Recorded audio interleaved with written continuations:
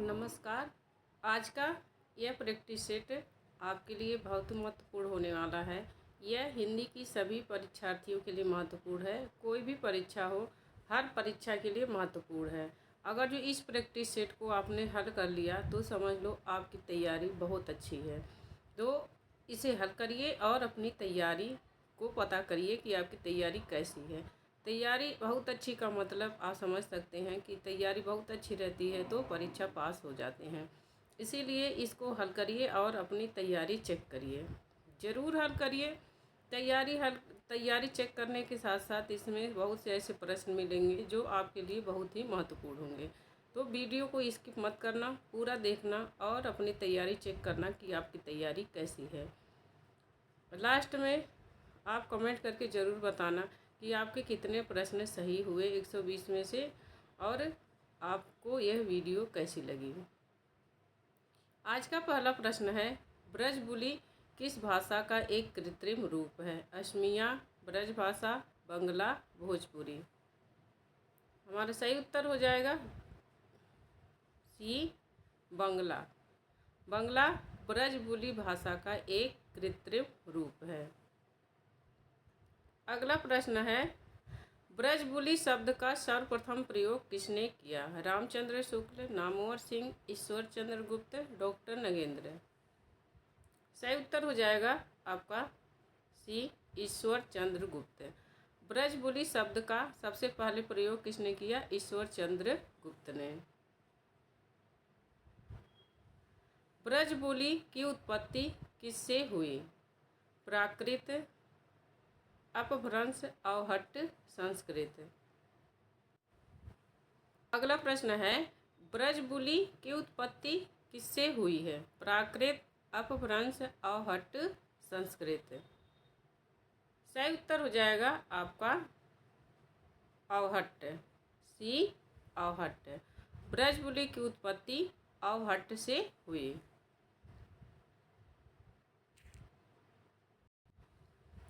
अगला प्रश्न है, ब्राह्मी की उत्तरी शैली से किस लिपि का विकास हुआ? ब्राह्मी लिपि, गुप्त लिपि, कुटिल लिपि, देवनागरी लिपि। ब्राह्मी दो शैलियों में विभाजित है, उत्तरी शैली और दक्षिणी शैली। तो ब्राह्मी की उत्तरी शैली से किस लिपि का विकास हुआ है? हमारा सही उत्तर हो जाएगा बी, गुप्त लिपि। ब्राह्मी की उत्तरी शैली से विकास हुआ है गुप्त लिपि का। अगला प्रश्न है, कुटिल लिपि का विकास किस लिपि से हुआ? ब्राह्मी लिपि, गुप्त लिपि, कुटिल लिपि, देवनागरी लिपि। सही उत्तर हो जाएगा आपका बी, गुप्त लिपि। कुटिल लिपि का विकास गुप्त लिपि से हुआ। ब्राह्मी शैली दो शैलियों में विभाजित है, उत्तरी शैली और दक्षिणी शैली। उत्तरी शैली से गुप्त लिपि का विकास हुआ और गुप्त लिपि से कुटिल लिपि का विकास हुआ। अगला प्रश्न है, राज्य को अपनी भाषा चुनने का अधिकार किस अनुच्छेद में वर्णित है? अनुच्छेद 344, अनुच्छेद 343, अनुच्छेद 345, अनुच्छेद 346। राज्य को अपनी राजभाषा चुनने का अधिकार किस अनुच्छेद में वर्णित है? हमारा सही उत्तर हो जाएगा अनुच्छेद 345, सी, सही उत्तर अनुच्छेद 345। हिंदी जो अनुच्छेद हैं इससे और जो आयोगों की स्थापनाएं हैं इससे तो 100% प्रश्न जरूर बनता है और इस पर मैंने वीडियो बना दी है, आप चैनल पर जा कर के वह वीडियो देख सकते हैं।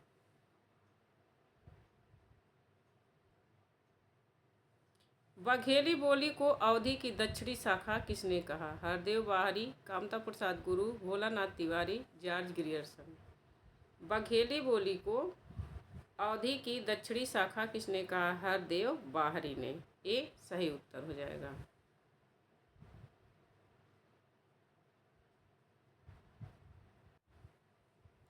आगे प्रश्न है, निर्वेद कामायनी का कौन सा सर्ग है? कामायनी से एक क्वेश्चन जरूर बनता है और इसके सर्गों को लेके बनता है। कामायनी के प्रश्न पूछा जाता है कि कामायनी का कौन सा सर्ग है, या सर्ग दे देगा, पूछ देगा यह कौन सा सर्ग है। तो निर्वेद कामायनी का कौन सा सर्ग है? 10वां, 11वां, 12वां, 13वां? हमारा सही उत्तर हो जाएगा सी।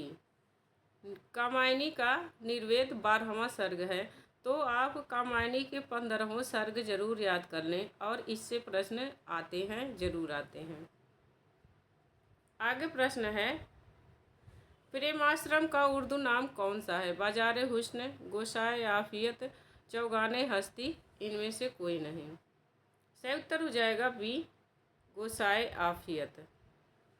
प्रेमचंद के उपन्यासों का हिंदी से उर्दू से हिंदी में रूपांतरण हुआ है, तो इससे भी प्रश्न बनते। चौगाने हस्ती, बाजार हुस्न, सेवा सदन, गोसाए आफियत, प्रेमाश्रम और चौगाने हस्ती रंगभूमि, ये सब आप जरूर याद कर लीजिए। प्रेमचंद के उपन्यास कहानी से संबंधित आपको चीज़ें याद होनी चाहिए, क्योंकि उन्हें उपन्यास सम्राट की उपाधि दी गई है और उनके नाम से जैसे उसका युग चलता है उपन्यास का, इसीलिए इनके उपन्यास, हर एक उपन्यास के बारे में और इन उपन्यास से संबंधित सब चीज़ आपको याद होनी चाहिए।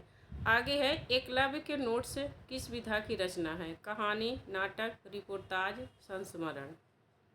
हमारा सही उत्तर हो जाएगा सी, संस्मरण।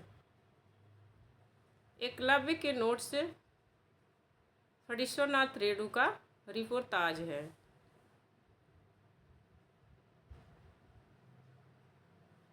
आगे है, नेपाली क्रांति किसका रिपोर्टाज है? निर्मल वर्मा, पांडे बेचन शर्मा उग्र, फणीश्वरनाथ रेणु, विष्णुकांत शास्त्री? नेपाली क्रांति सही उत्तर हो जाएगा सी, फणीश्वरनाथ रेणु। यह फणीश्वरनाथ रेणु का रिपोर्टाज है। एकलव्य के नोट्स, नेपाली क्रांति, ये सब। आगे, बंगाल एशियाटिक सोसाइटी की स्थापना सर विलियम जोन्स ने कब की थी? 1786 ईस्वी में, 1784 ईस्वी में, 1787, 1784, 1884? तो बंगाल सोसाइटी की स्थापना किसने की थी? विलियम जोन्स ने। ये भी प्रश्न आता कि किसने की और इन्होंने कब की थी? तो आपका सही उत्तर हो जाएगा बी, 1784 ईस्वी। सर विलियम जोन्स ने एशियाटिक सोसाइटी की स्थापना कब की थी? 1784 ईस्वी में। अपभ्रंश मध्यकालीन आर्य भाषा की कौन सी अवस्था है? पहली, दूसरी, तीसरी, चौथी? आपका सही उत्तर हो जाएगा सी, तीसरी अवस्था है। अपभ्रंश मध्यकालीन आर्य भाषा की कौन सी अवस्था है? तीसरी अवस्था है।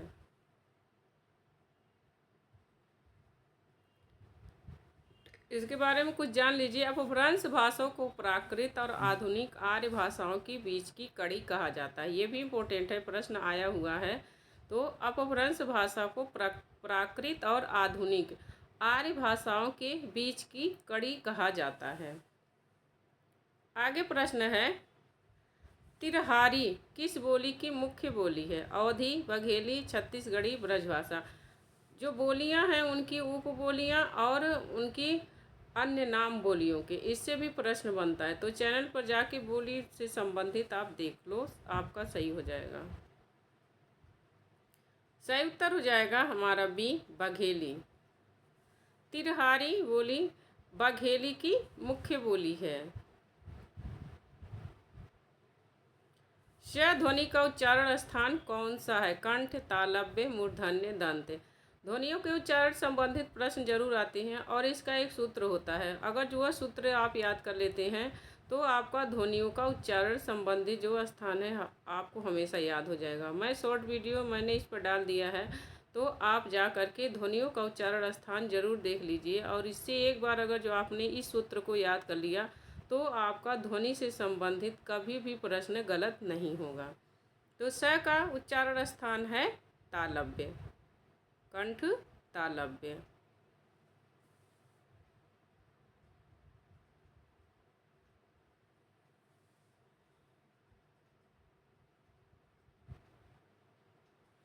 ई का उच्चारण स्थान कौन सा है? कंठ, तालव्य, मूर्धन्य, दंत।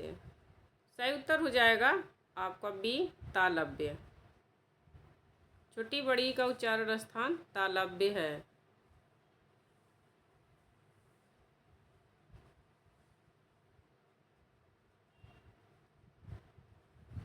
अगला प्रश्न है, ए हिस्ट्री ऑफ हिंदी लिटरेचर किसका हिंदी साहित्य का इतिहास है? मौलवी करीमुद्दीन, एफ ई के जॉर्ज ग्रियर्सन, गारसाद तासी। सही उत्तर हो जाएगा बी, एफ ई के। ए हिस्ट्री ऑफ हिंदी लिटरेचर किनका हिंदी साहित्य का इतिहास है? एफ ई के। आगे है, तज़किरा-ई-शुअरा ई किसका हिंदी साहित्य का इतिहास है? मौलवी करीमुद्दीन, एफ ई के, जॉर्ज ग्रियर्सन, गारसाद तासी।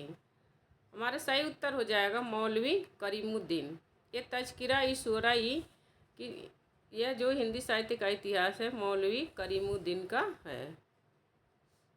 आगे प्रश्न है, तुलसीदास की रचनाओं से संबंधित आपको हर चीज़ पता होनी चाहिए, क्योंकि शुक्ल जी ने इन्हें बहुत महत्वपूर्ण स्थान दिया। वैसे भी तुलसीदास का रामचरितमानस की वजह से इनका हिंदी साहित्य में राम भक्ति शाखा में बहुत बड़ा स्थान है, सर्वश्रेष्ठ कवि माने गए हैं। इसलिए इन तुलसीदास से संबंधित जितने भी प्रश्न बन सकते हैं वह आपको सब पता होने चाहिए, उनकी रचनाओं से तुलसीदास से संबंधित। तो तुलसीदास की रचना पार्वती मंगल किस प्रकार की रचना है? मुक्तक काव्य है, खंड काव्य है, प्रबंध काव्य है, महाकाव्य है। मैंने इनकी तुलसीदास की रचनाओं की भाषा पर शॉर्ट वीडियो बना दी है कि कौन सी भाषा उनकी ब्रज भाषा की रचना है, कौन सी अवधी भाषा की रचना है। तो एक बार ट्रिक 2 लाइन में आपको याद हो जाएगी। ट्रिक से याद करने से भूलती नहीं है चीज़ें, तो शॉर्ट में जाकर आप चैनल पर हमारे देख सकते हैं। इसका सही उत्तर हो जाएगा प्रबंध काव्य। तुलसीदास की रचना पार्वती मंगल किस प्रकार की रचना है? यह प्रबंध काव्य है। पार्वती मंगल किस रचना पर आधारित है? शिव पुराण, भागवत पुराण, कुमार संभवम, महाभारत। हमारा सही उत्तर हो जाएगा सी, कालिदास के कुमार संभवम पर आधारित है पार्वती मंगल।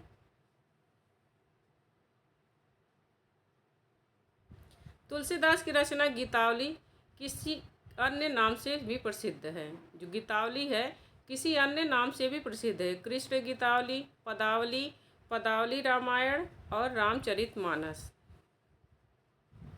हमारा सही उत्तर हो जाएगा सी, पदावली रामायण।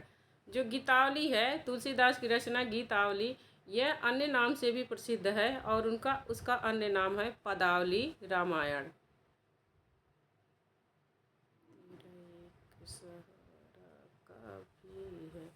अगला है, कवितावली में काशी की महामारी का वर्णन किस कांड में किया गया है? अयोध्या कांड, अरण्य कांड, उत्तरकांड, बाल कांड।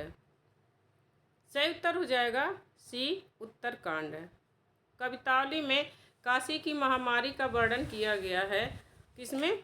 उत्तरकांड में। और इससे ये भी प्रश्न पूछा जाता है कि तुलसीदास ने अपनी किस रचना में कवितावली काशी की महामारी का वर्णन किया है? तो कवितावली में।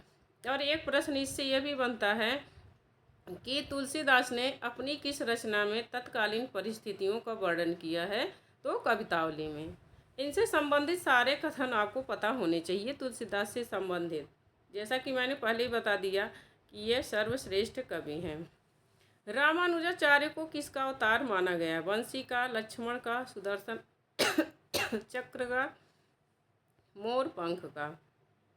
सही उत्तर हो जाएगा शेष या लक्ष्मण का। रामानुजाचार्य को लक्ष्मण या शेष का अवतार माना जाता है।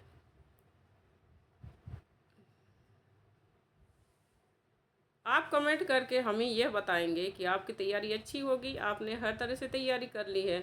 तो आपके लिए होमवर्क प्रश्न ये है कि किस कवि को इनकी बांसुरी का अवतार माना गया? बंसी का। श्री कृष्ण के बंसी का अवतार किस कवि को माना गया है? ये आपके लिए होमवर्क प्रश्न है और इसका उत्तर आप कमेंट बॉक्स में हमें दीजिएगा। कि जैसे रामानुजाचार्य को लक्ष्मण का अवतार माना गया है, तो किस कवि को श्री कृष्ण की बांसुरी या बंसी का अवतार माना गया है? यह आपके लिए होमवर्क प्रश्न है, कमेंट करके आप बताएंगे इसका उत्तर।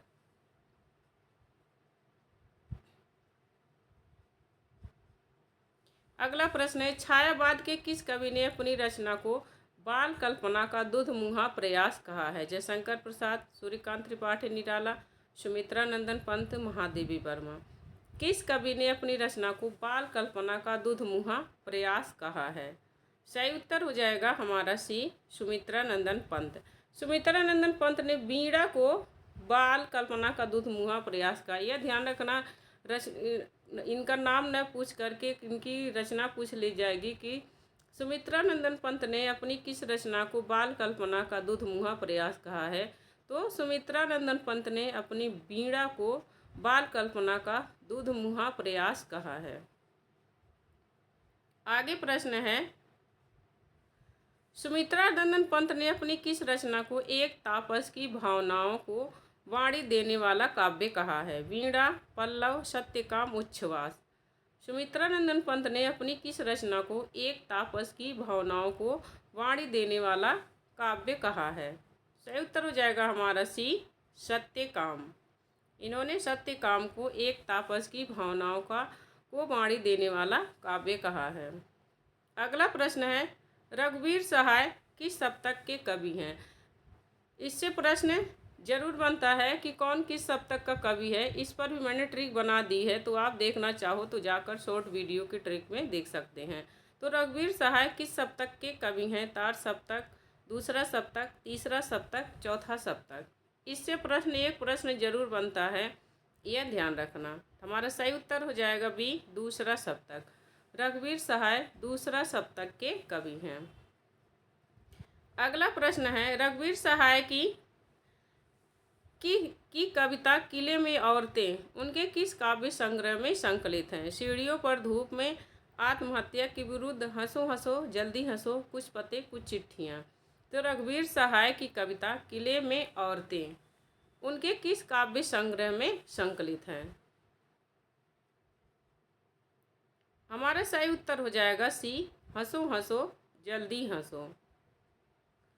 किले में औरतें उनके किस काव्य संग्रह में संकलित है? हंसो हंसो जल्दी हंसो। 1900 हंसो हंसो जल्दी हंसो का प्रकाशन वर्ष क्या है? 1975।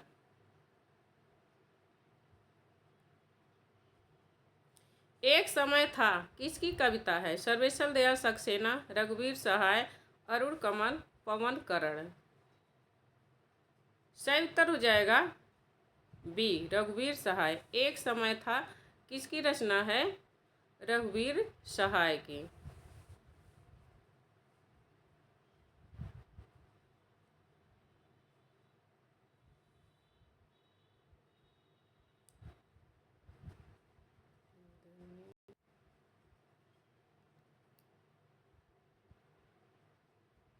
अगला प्रश्न है, संजीव द्वारा रचित किशनगढ़ के अहेरी किस विधा की रचना है? कहानी, नाटक, उपन्यास, निबंध। सही उत्तर हो जाएगा सी, उपन्यास।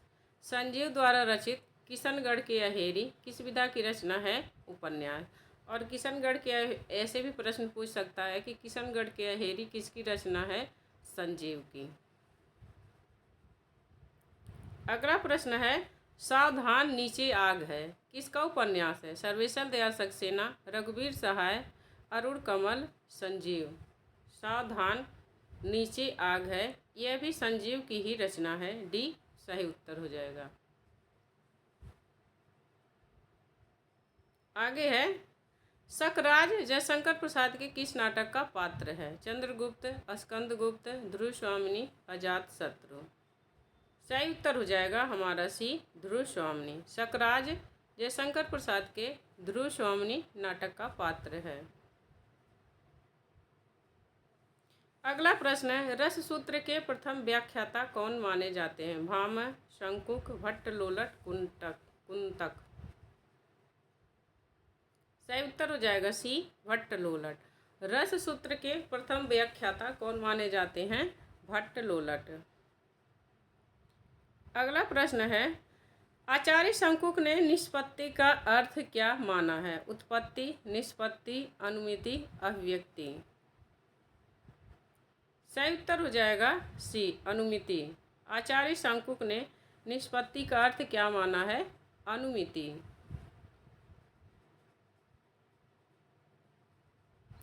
अगला प्रश्न है, मिला तेज से तेज किसके जीवन पर आधारित रचना है? महादेवी वर्मा, सुभद्रा कुमारी चौहान, कृष्णा सोबती, मृदुला गर्ग।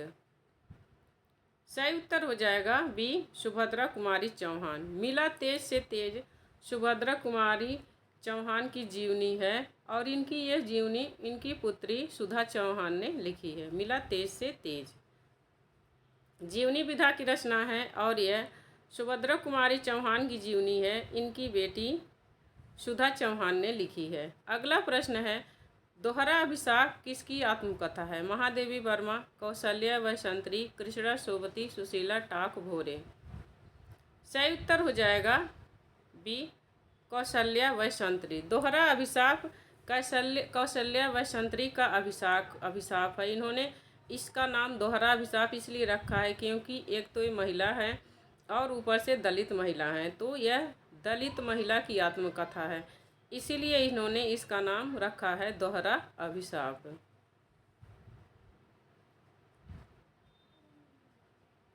आगे प्रश्न है, जो कहा नहीं गया किस विधा की रचना है? कहानी, आत्मकथा, संस्मरण, निबंध। सही उत्तर हो जाएगा आपका बी, आत्मकथा।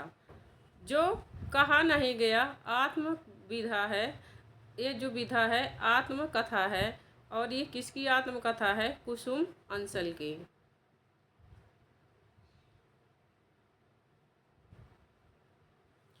अगला है, किस आचार्य ने वक्रोक्ति का अर्थ अतिशयोक्ति माना है तथा इसे संपूर्ण अलंकारों का मूल घोषित किया है? कुंतक, भामह, विश्वनाथ, वामन। सही उत्तर हो जाएगा आपका भामह। भामह ने वक्रोक्ति का अर्थ अतिशयोक्ति माना है और इसे संपूर्ण अलंकारों का मूल घोषित किया है।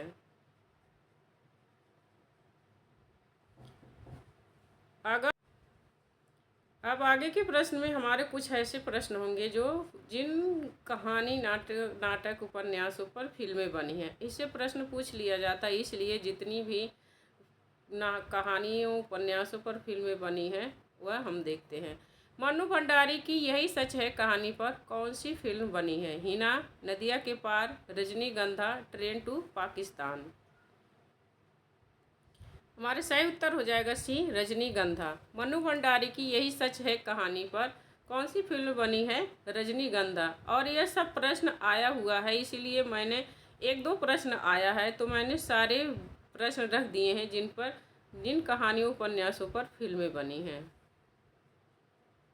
अगला है, अमृता प्रीतम के पिंजर उपन्यास पर कौन सी फिल्म बनी है? गदर एक प्रेम कथा, वीर जारा, ट्रेन टू पाकिस्तान, हिना।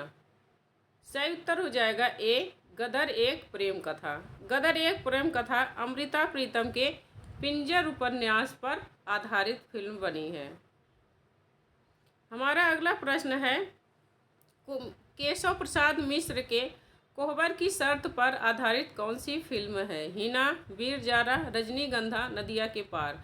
तो यह ध्यान रखना, केशव प्रसाद मिश्र की कौन सी रचना है? कोहबर की शर्त। और इस पर नदिया के पार पिक्चर बनी है, मूवी। डी सही उत्तर हो जाएगा, कोहबर की शर्त पर नदिया के पार मूवी बनी है। अगला प्रश्न है, कृष्णा सोबती के जिंदगी नामा उपन्यास पर कौन सी फिल्म बनी है? Train to Pakistan, Veer Zaara, Gadar Ek Prem Katha, Heena. सही उत्तर हो जाएगा A, train to Pakistan. Krishna Sobti के ट्रेन टू पाकिस्तान पर कृष्णा सोबती के जिंदगी नामा उपन्यास पर ट्रेन टू पाकिस्तान मूवी बनी है। अगला है, मोहन राकेश की मलबे का मालिक कहानी पर आधारित कौन सी फिल्म बनी है? वीर जारा, हिना, नदिया के पार, रजनीगंधा। यह मलबे रहेगा, मलबे का मालिक। मोहन राकेश के मलबे का मालिक कहानी पर कौन सी मूवी बनी है? हीना। हीना।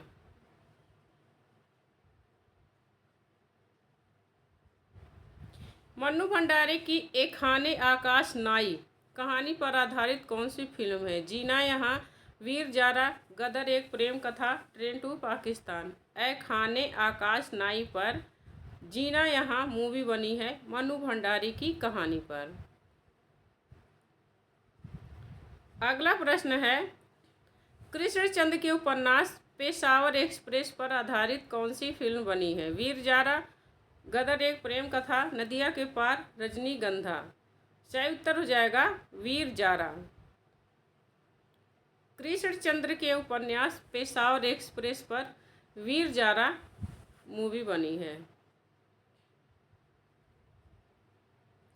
अब हमारे आ जाएंगे जो ऐसे बहुत से लेखक और कहानीकार, उपन्यासकार, नाटककार, लेखक और कवि आपको मिलेंगे कि जिनके मूल नाम को हम नहीं जानते हैं। जैसे नागार्जुन का मूल नाम उतना प्रसिद्ध नहीं है, हजारी प्रसाद द्विवेदी का मूल नाम उतना प्रसिद्ध नहीं है, तो उनके हम मूल नाम को जानेंगे। इसमें एक दो प्रश्न खाली डाले हैं मैंने।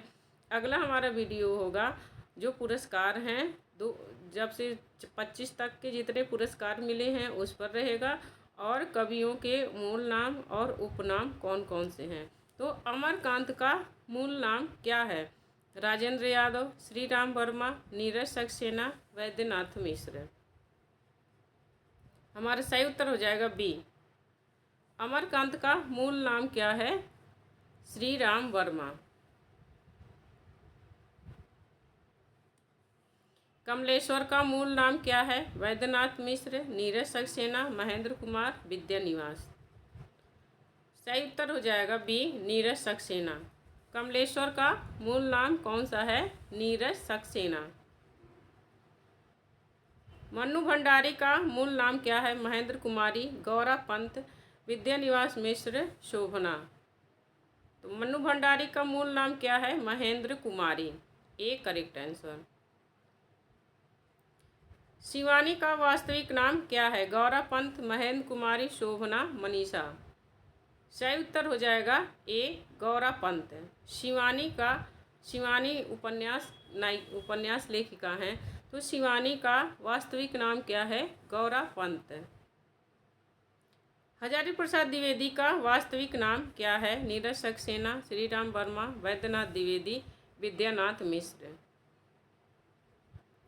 सही उत्तर हो जाएगा हमारा सी, वैद्यनाथ द्विवेदी। एक बात ध्यान रखना, हजारी प्रसाद द्विवेदी का वास्तविक नाम है वैद्यनाथ द्विवेदी, और नागार्जुन का वास्तविक नाम है वैद्यनाथ मिश्र।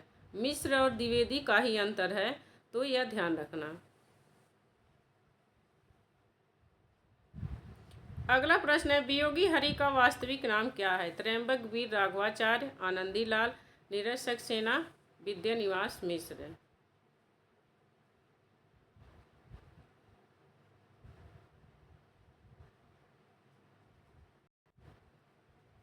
हमारा सही उत्तर हो जाएगा सी, हरि प्रसाद द्विवेदी।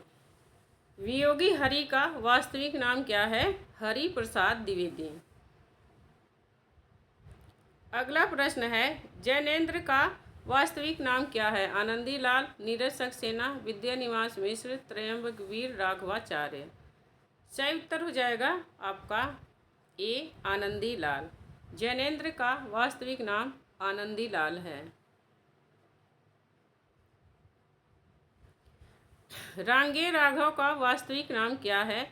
श्री राम वर्मा, त्रयंबक वीर राघवाचार्य, विद्यानिवास, आनंदी लाल। सही उत्तर हो जाएगा बी, त्रयंबकम वीर राघवाचार्य। रांगे राघव का वास्तविक नाम त्रयंबक वीर राघवाचार्य है। नागार्जुन का वास्तविक नाम क्या है? हमने ऊपर बता ही दिया है, वैद्यनाथ मिश्र। बेढप बनारसी का मूल नाम क्या है? आनंदी लाल, विद्यानिवास मिश्र, वैद्यनाथ मिश्र, कृष्णदेव प्रसाद गौड़। तो बेढप बनारसी का मूल नाम क्या है? डी सही उत्तर हो जाएगा कृष्णदेव प्रसाद गौड़।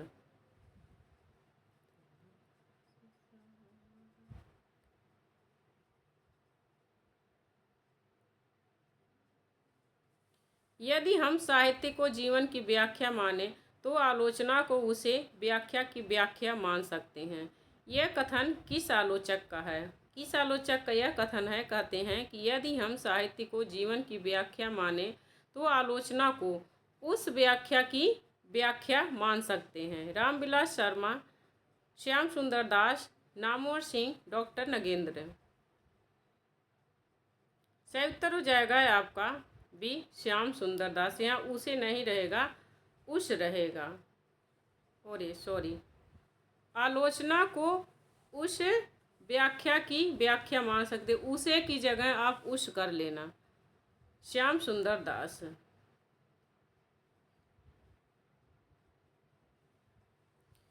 अगला है, बच्चन और दिनकर दोनों प्रतिद्वंदी कवि हैं। बच्चन की भाषा दिनकर से जोरदार है। दिनकर सबके भाव बच्चन से अधिक उन्मादक और सारवान और सामाजिक हैं। यह कथन किस आलोचक का है?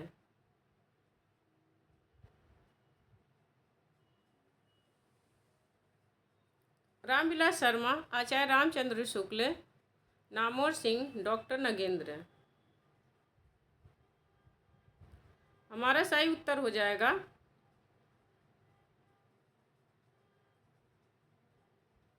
रामचंद्र शुक्ल।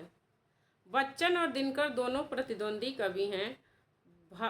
बच्चन की भाषा दिनकर से जोरदार है। दिनकर सब नहीं रहेगा, दिनकर के भाव बच्चन से अधिक उन्मादक और सारवान हैं। यह सारवान रहेगा, सारवान और सामाजिक हैं। यह किसका कथन है? शुक्ल जी का कथन है, बच्चन और दिनकर से संबंधित।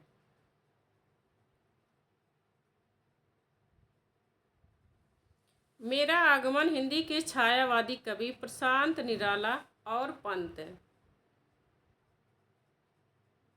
की कविताओं की विवेचना के लिए हुआ है। यह कथन किस आलोचक का है? रामविलास शर्मा, नामवर सिंह, नंद दुलारे वाजपेयी, डॉक्टर नगेंद्र। कौन आलोचक कहता है कि मेरा आगमन हिंदी के छायावादी कवि प्रसाद निराला और पंत की कविताओं की विवेचना करने के लिए हुआ है? हमारा सही उत्तर हो जाएगा सी, नंद दुलारे वाजपेयी। यह नंद दुलारे वाजपेयी का कथन है कि मेरा आगमन हिंदी के छायावादी कवि प्रसाद, पंत और निराला की कविताओं के विवेचन के लिए हुआ है।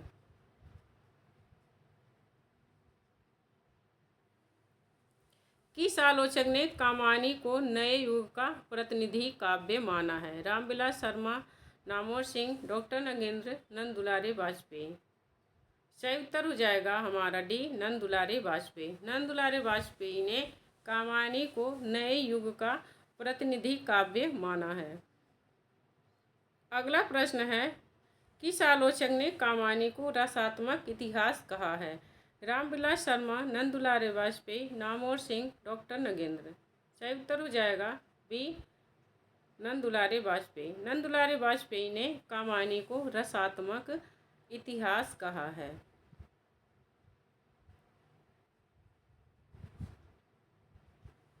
अगला प्रश्न है, मुक्तिबोध का काव्य उनके आत्मसंघर्ष का काव्य है तथा उनके काव्य में अस्तित्ववाद का लघु मानव भी है और रहस्यवाद का विराट पुरुष भी है। यह कथन किस आलोचक का है? रामविलास शर्मा, नामवर सिंह, डॉक्टर नगेंद्र और बच्चन सिंह।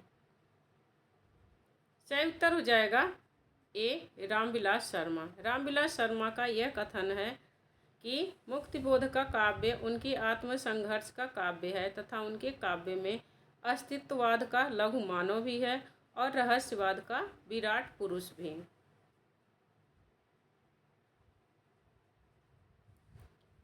किस पाश्चात्य विचारक ने उदात्त को काव्य को सर्वश्रेष्ठ बनाने वाला तथा कवि को प्रतिष्ठा दिलाने वाला तत्व माना है? Wordsworth, TS. Eliot, Longinus, IA. Richards. हमारा सही उत्तर हो जाएगा सी, लोनजाइनस। लोनजाइनस ने उदात्त को काव्य का सर्वश्रेष्ठ तत्व तथा कवि को प्रतिष्ठा दिलाने वाला तत्व माना है। अगला प्रश्न है, किस आचार्य ने ज्ञान और यश प्राप्त को काव्य का प्रयोजन माना है? कुंतक, दंडी, वामन, रुद्रट। सही उत्तर हो जाएगा बी दंडी। काव्यशास्त्र, भारतीय काव्यशास्त्र और पाश्चात्य विचारक से प्रश्न खूब बनते हैं। भारतीय काव्यशास्त्र से तो 4-5 प्रश्न आ ही जाते हैं, इसलिए मैंने पूरा भारतीय काव्यशास्त्र पर कथन वाला वीडियो डाल दिया है। तो अगर जो आप उसको देख लेंगे तो आपका पूरा भारतीय शास्त्र से संबंधित जानकारी अच्छी मिल जाएगी और आपको पूरा उसका ज्ञान हो जाएगा। 1-2 बार वीडियो देख लेंगे, महत्वपूर्ण कथन उसको नोट कर लेंगे, तो आपके कभी इससे संबंधित प्रश्न गलत नहीं होंगे। अगला प्रश्न है, रीति के आधारभूत तत्व के रूप में वामन का कैसा दृष्टिकोण है? विशुद्ध सौंदर्यवादी, विशुद्ध शिल्पवादी, विशुद्ध कथ्यवादी, विशुद्ध रसवादी। हमारा सही उत्तर हो जाएगा ए विशुद्ध सौंदर्यवादी।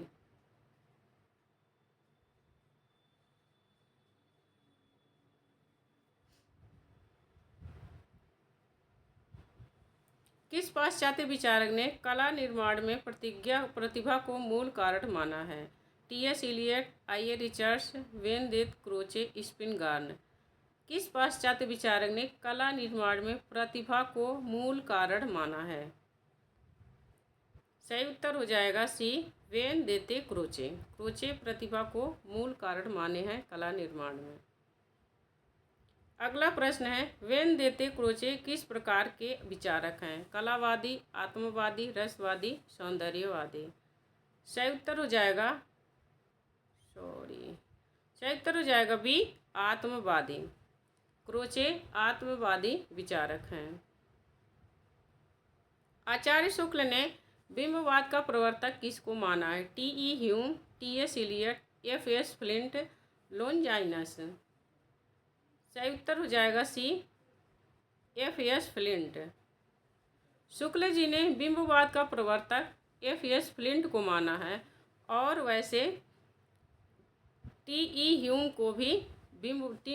को बिंबवाद का प्रवर्तक माना जाता है, यह ध्यान रखना।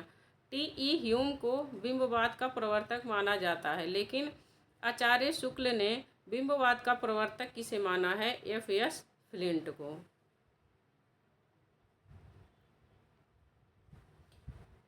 प्रतीकवादी ही एक ऐसा शब्द है जो कला में सृजनात्मक प्रवृत्ति को भली भांति व्यक्त करता है। यह किस पाश्चात्य विचारक का कथन है? TE. Hulme, TS. Eliot, Jean Moreas, Longinus. सही उत्तर हो जाएगा सी जीन मोरे। यह जीन मोरे का कथन है कि प्रतीकवादी ही एक ऐसा शब्द है जो कला में सृजनात्मक प्रवृत्ति को भली भांति व्यक्त करता है। आगे प्रश्न है, चलो इसका मैंने ऑप्शन नहीं दिया है, इस प्रश्न का सीधे उत्तर ही दे दिया है कि जीन मोरे ने किस पत्रिका में सर्वप्रथम प्रतीकवाद की घोषणा की थी? तो फिगारो। जीन मोरे ने फिगारो पत्रिका में सर्वप्रथम प्रतीकवाद की घोषणा की थी। आगे प्रश्न है, छायावाद के संबंध में यह कथन किस आलोचक का है कि छायावाद उस राष्ट्रीय जागरण की काव्यात्मक अभिव्यक्ति है जो एक ओर पुरानी रूढ़ियों से मुक्ति चाहता था तो दूसरी ओर विदेशी पराधीनता से। यह किस आलोचक का कथन है? मुक्तिबोध, डॉक्टर नगेंद्र, नामवर सिंह, नंदुलारे वाजपेयी।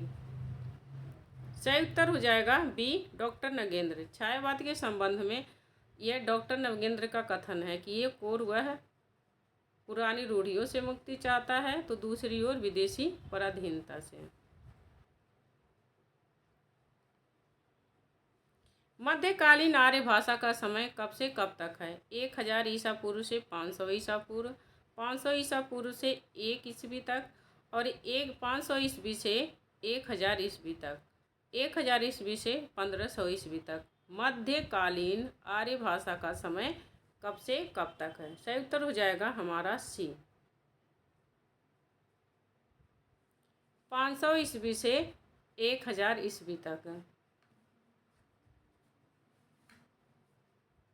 मध्यकालीन भारतीय आर्य भाषा का समय है 500 ईस्वी से 1000 ईस्वी तक।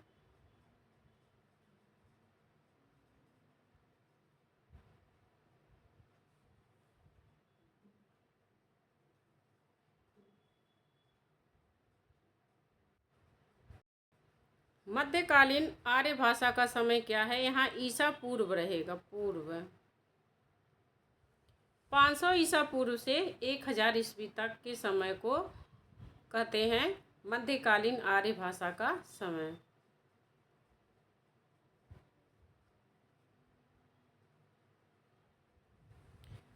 इटावा, हरदोई, कानपुर किस बोली क्षेत्र के में आते हैं? इटावा, हरदोई, कानपुर किस बोली क्षेत्र के अंतर्गत आते हैं? ब्रजभाषा, अवधी, कन्नौजी, अवधी, बघेली।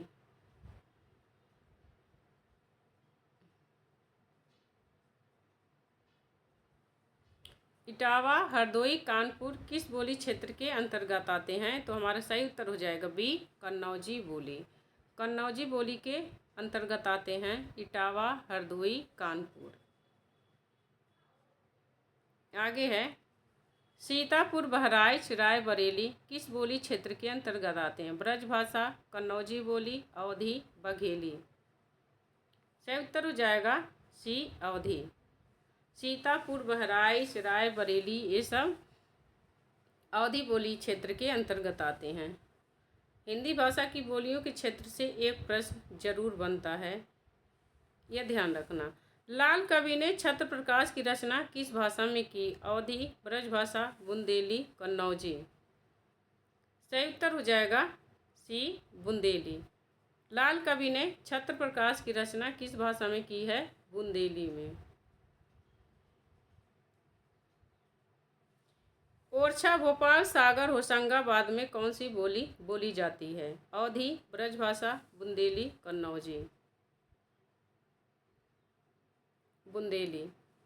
ओरछा, भोपाल, सागर, होशंगाबाद में बुंदेली बोली जाती है। आगे प्रश्न है बिनवाती के दीप किसका नाटक है? ज्ञान रंजन, शंकर शेष, संजीव, हबीब, तनवीर। सही उत्तर हो जाएगा बी, शंकर शेष।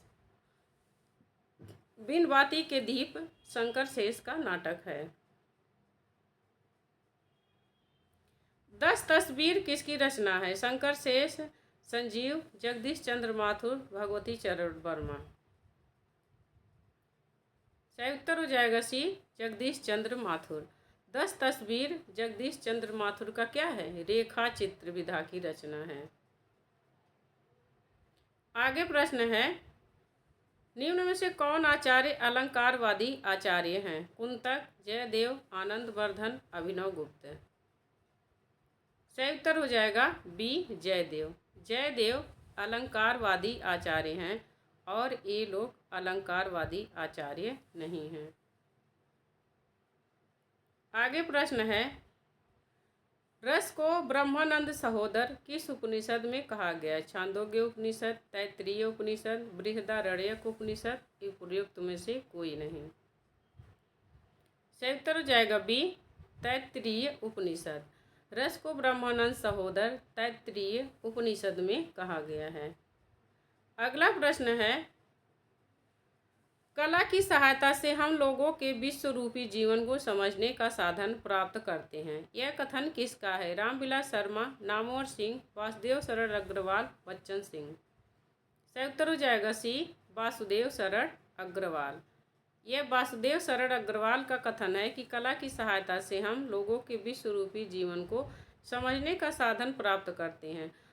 कथन पूछा जाता है जरूर, 2-4 कथन पूछा जाता है, 1-2 नहीं, 2-4, 4-5 प्रश्न ऐसे आते हैं जो कथन से संबंधित रहते हैं। काव्यालंकार सूत्र किसका ग्रंथ है? दंडी, वामन, भामह, मम्मट। सही उत्तर हो जाएगा बी, वामन। काव्यालंकार सूत्र वामन की रचना है।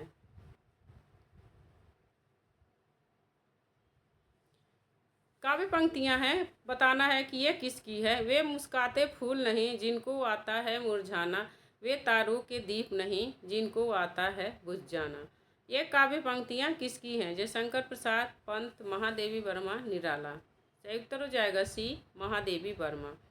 ये महादेवी वर्मा की काव्य पंक्तियां हैं कि वे मुस्काते फूल नहीं जिनको आता है मुरझाना।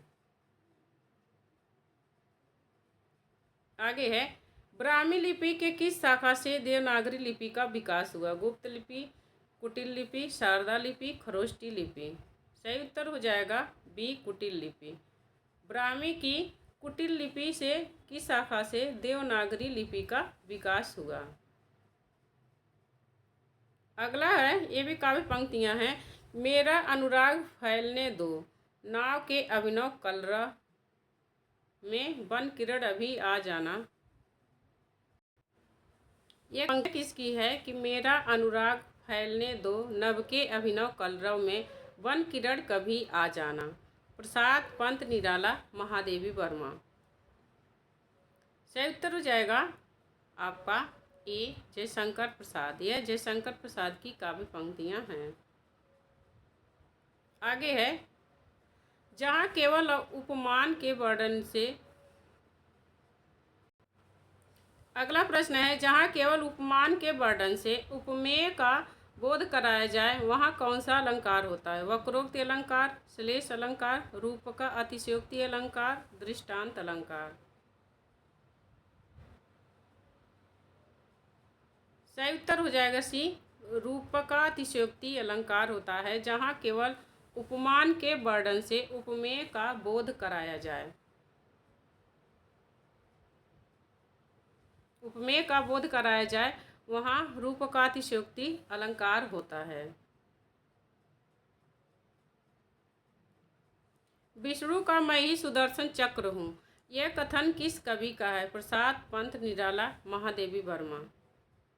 सही उत्तर हो जाएगा सी, निराला। यह निराला का कथन है कि विष्णु का मैं ही सुदर्शन चक्र हूँ।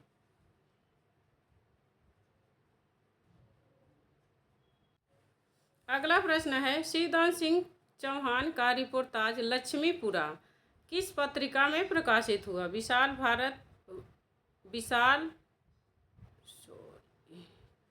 विशाल भारत, रूपाभ, सरस्वती, हंस।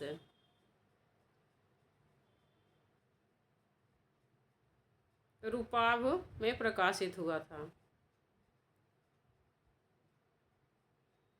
लक्ष्मीपुरा, शिवदान सिंह चौहान का रिपोर्टाज लक्ष्मीपुरा रूपाभ पत्रिका में प्रकाशित हुआ था।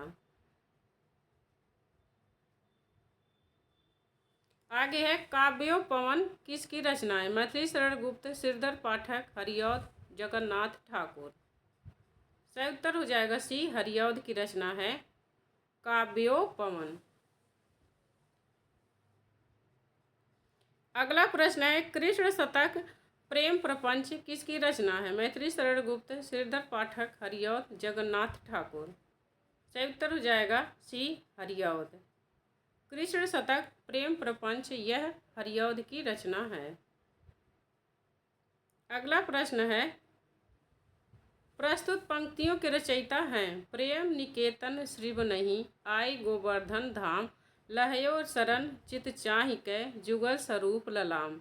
यह किसकी काव्य पंक्ति है? नंददास, पद्माकर, रहीम, रसखान। सही उत्तर हो जाएगा आपका डी, यह रसखान की काव्य पंक्तियां हैं। ऊपर जो काव्य पंक्तियां हैं यह रसखान की हैं। अगला प्रश्न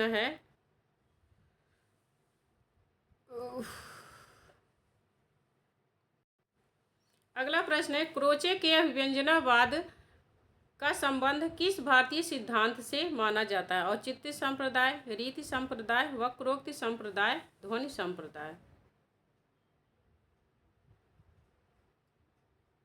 सही उत्तर हो जाएगा सी, वक्रोक्ति संप्रदाय। क्रोचे के अभिव्यंजनावाद का संबंध किस भारतीय सिद्धांत से माना जाता है? वक्रोक्ति संप्रदाय से।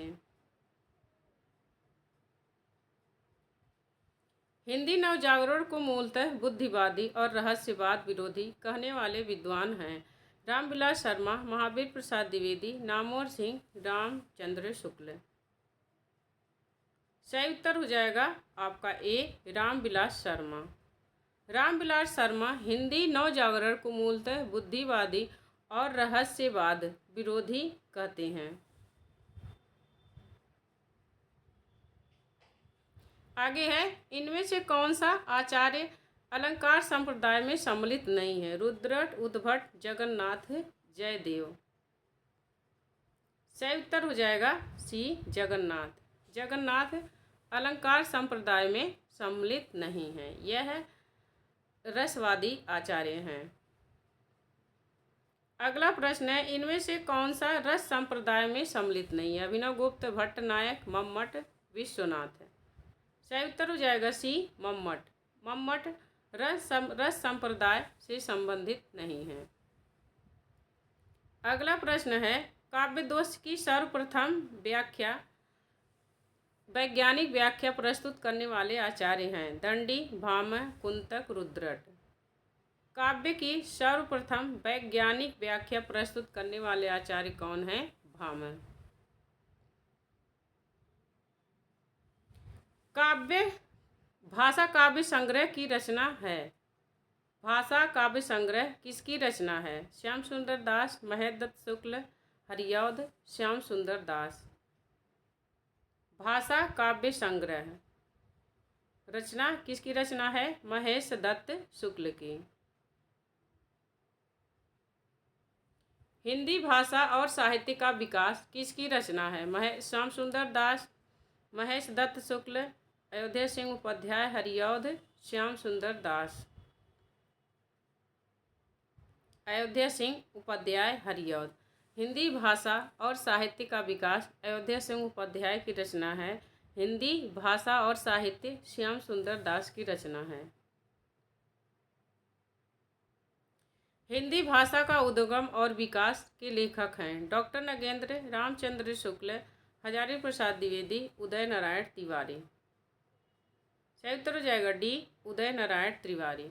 हिंदी भाषा का उद्गम और विकास किसकी रचना है? उदय नारायण तिवारी की। यह भी कोई देश है महाराज किस विधा की रचना है? यात्रा, साहित्य, संस्मरण, रिपोर्टाज, डायरी। सही उत्तर हो जाएगा आपका ए, यात्रा साहित्य।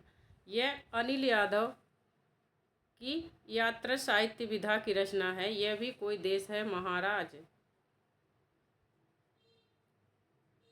अरस्तु ने विरेचन शब्द किस स्रोत से ग्रहण किया? समाजशास्त्र, चिकित्सा शास्त्र, काव्य शास्त्र, सौंदर्य शास्त्र। सही उत्तर हो जाएगा बी, चिकित्सा शास्त्र। अरस्तु ने विरेचन शब्द कहाँ से ग्रहण किया? चिकित्सा शास्त्र से। कुमारपाल प्रतिबोध किसकी रचना है? सोमप्रभु सूरी, हेमचंद्र सूरी, शार्ंगधर, मेरुतुंग। कुमारपाल प्रतिबोध सोमप्रभु सूरी की रचना है। ए सही उत्तर। अगला प्रश्न है, काव्य हेतु प्रतिभा के लिए किस आचार्य ने शक्ति शब्द का प्रयोग किया? भामह, दंडी, रुद्रट, मम्मट। सही उत्तर हो जाएगा डी, मम्मट ने। काव्य हेतु प्रतिभा के लिए मम्मट ने शक्ति शब्द का प्रयोग किया है।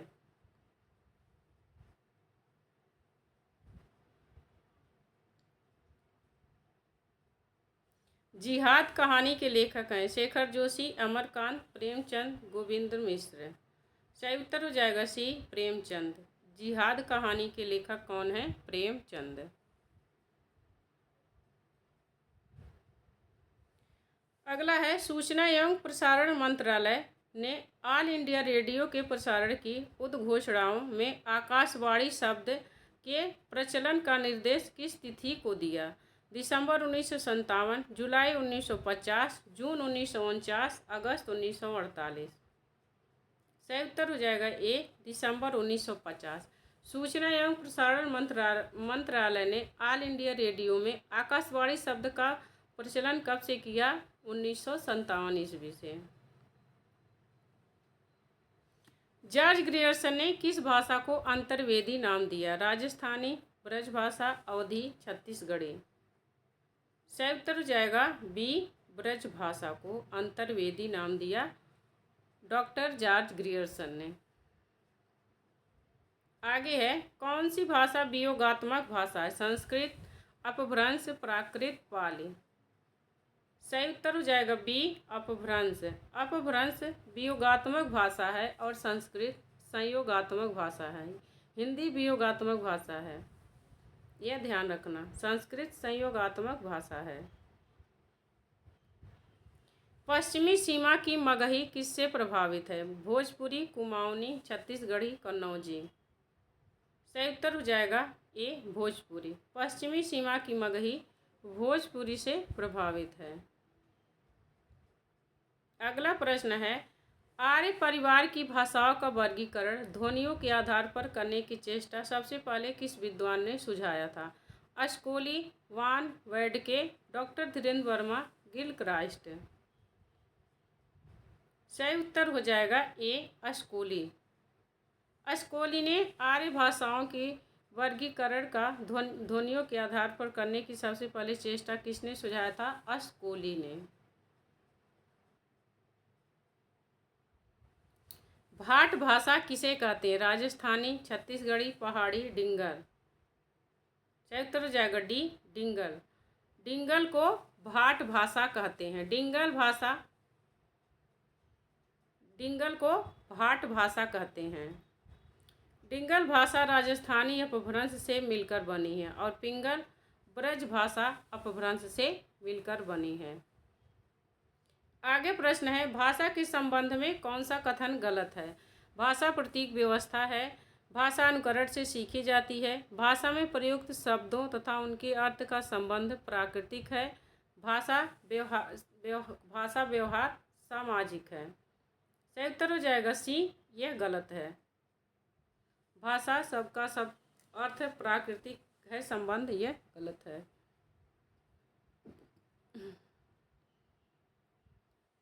सो सुख सुजस सुलभ मोहि स्वामी में कौन सा अलंकार है? सो सुख सुजस सुलभ मोहि स्वामी में कौन सा अलंकार है? उत्प्रेक्षा रूपक, अनुप्रास रूपक, व्यतिरेक। सो सुख सुलभ मोहि स्वामी में अनुप्रास अलंकार है। आगे है, तू जननी जननी तू जननी भई विधि सन कुछ न बसाए में कौन सा अलंकार है? छेकानुप्रास, वृत्त्यानुप्रास, लाटानुप्रास, इनमें से कोई नहीं। सी टाटानुप्रास। जननी तू जननी भई विधि सन कुछ न बसाई है, इसमें लाटानुप्रास है। आगे है, मुख है अम्बुज सो सही मीठी बात बिसेखी में अलंकार है। प्रति, विभावना, असंगत, व्यतिरेक है। इसमें व्यतिरेक अलंकार है। मुख है अम्बुज सो सही मीठी बात बिसेखी।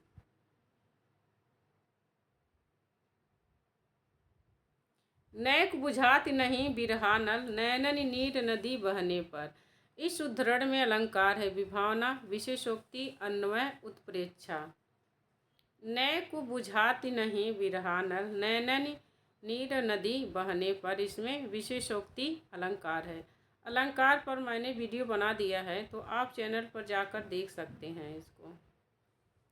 अमी हलाहल मद भरे श्वेत श्याम रतनार जियत मरत झुक झुक परत जेह चितवत इकबार। उपर्युक्त दोहे में अलंकार है। परिसंख्या, मुद्रा, यथासंख्य, विभावना। सही उत्तर हो जाएगा सी यथासंख्य। अमी हलाहल मद भरे श्वेत श्याम रतनार जियत मरत झुक झुक परत जेह चितवत इकबार में यथासंख्य अलंकार है। यथासंख्य अलंकार में जिन वस्तुओं का जिक्र किया जाता है उसी क्रम में गुण भी बताया जाता है, उसे यथासंख्य अलंकार कहते हैं।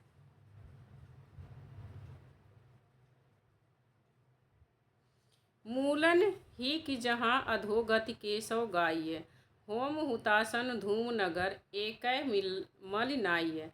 इन काव्य पंक्तियों में अलंकार है परिसंख्या, असंगति, प्रतीप, विभावना। सही उत्तर हो जाएगा ए परिसंख्या अलंकार है। मूलन ही कि जहाँ अधोगति केशव गाइय।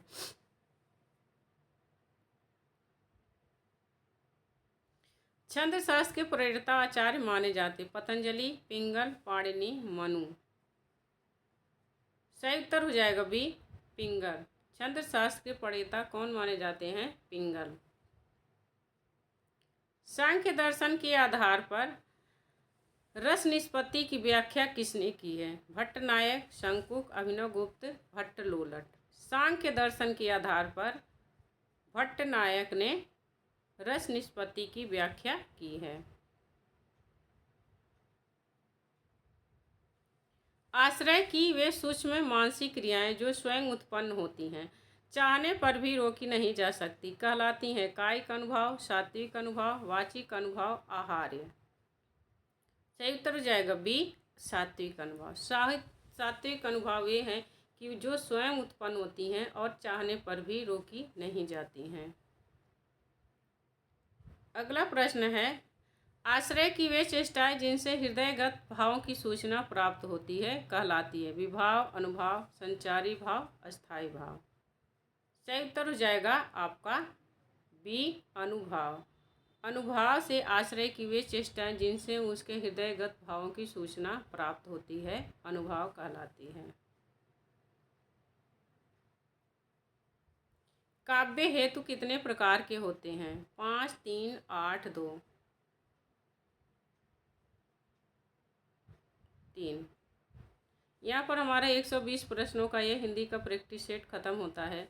अगर जो आपने अंत तक देखा हो प्रैक्टिस सेट को, तो वीडियो में कमेंट करके ज़रूर बताना यह वीडियो आपको कैसी लगी और आपके कितने प्रश्न सही हुए।